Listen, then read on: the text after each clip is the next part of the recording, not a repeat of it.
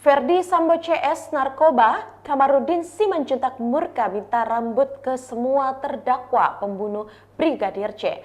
Berikut ini update terbaru terkait kasus pembunuhan Brigadir Nofriansyah Yosua Huta Barat atau Brigadir C.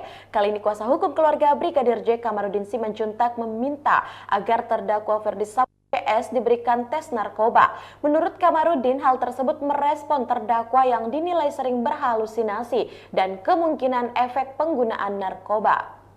Menurutnya, sangat diperlukan melakukan pengetesan pada rambut dan darah seluruh terdakwa. Kamarudin menyebut semua terdakwa sengaja menjelekkan mendiang Brigadir C.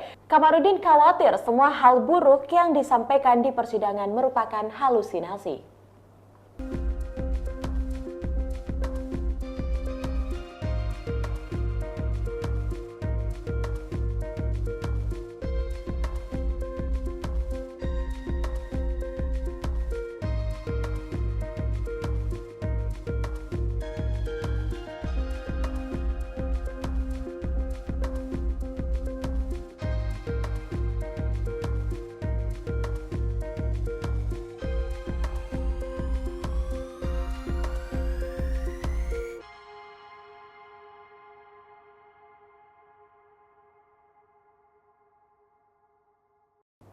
Baik Tribuners, itulah berita Hot News hari ini. Saksikan berita Hot News lainnya hanya di kanal YouTube dan Facebook Tribun Timur.